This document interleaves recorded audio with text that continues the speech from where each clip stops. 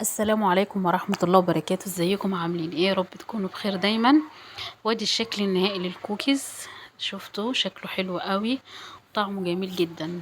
ده بقى بتاع العبد، كوكيز حلواني العبد. طعمه خطير يا جماعة، واحلى كمان بكتير من بتاع العبد. يلا بقى بينا على التحضير. معانا هنا 175 جرام من الزبدة. زبدة طرية زي ما انتم شايفين كده، اي نوع زبدة. انا مستخدمة النهاردة كريستال. خلاص. هحط عليه 160 جرام من السكر البودرة. ممكن تكتروا السكر عن كده لحد 200 جرام، او تقللوا لحد 150. بس ال 160 جرام دول مظبوطين جدا جدا مع طعم الكوكيز، يعني بخلين طعمه بتاع بجد تحفة.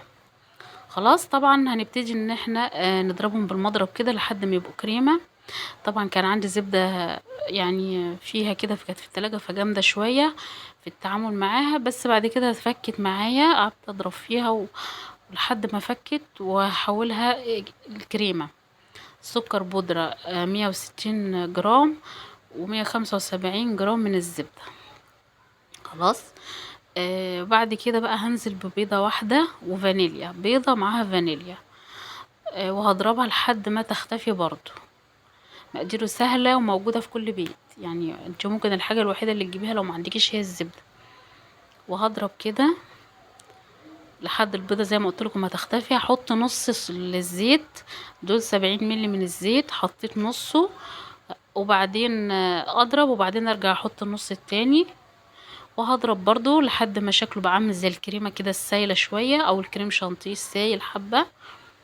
وهجيب بقى اللي في الجوانب عشان كله طبعا يختلط ببعضه زي ما انتم شايفين كده. مقادير سهلة جدا وجميلة جدا.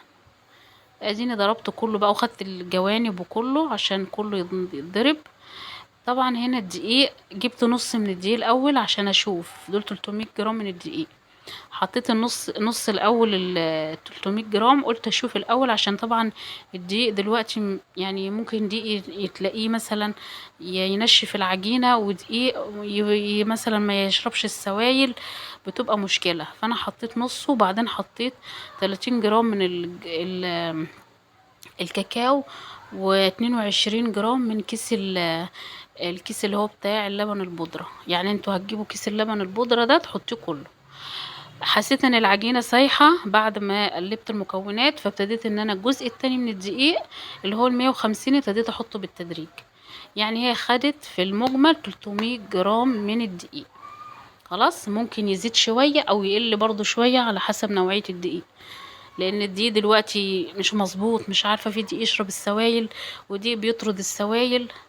الموضوع بيبقى صعب قوي، واحنا طبعا مش عايزين نخسر مكوناتنا، فبنحط المقادير بالظبط، يعني نحط دي بالراحة وحبة بحبة. ادي شكله اهو. طبعا انا دلوقتي عشان الجو لسه حر شوية، فهبتدي ان انا احطها في التلاجة. وبعد كده اشكلها. ودول شوكولاتة، دي شوكولاتة سما، انا قطعتها كده زي ما انتم شايفين مكعبات، وحطيتها في الفريزر عشان ايه ما تسحش. وابتديت ان انا اشكل زي ما انتم شايفين الكوكيز كده، واضغط عليه وابتدي احط الشوكولاتة.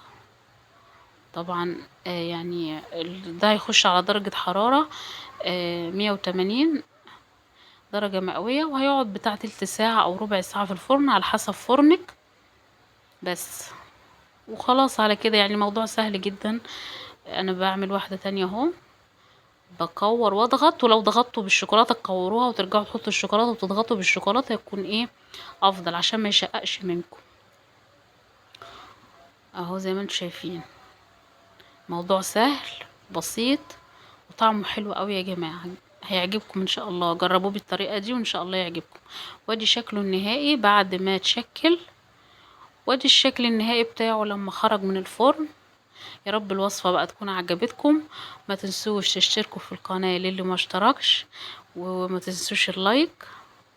بصوا شكله من جوه، طعمه حلو قوي. وتخرجوه طري سنة، لازم طري سنة، كده كده هو هينشف في الهواء. مجرد ما يتعرض للهواء هينشف ويبقى مقرمش. هو مقرمش من بره وطري وجميل جدا من جوه. بصوا غرقان شوكولاته، من بره شوكولاته ومن جوه شوكولاته، بجد طعمه تحفه، هيعجبكم ان شاء الله. والسلام عليكم ورحمه الله وبركاته.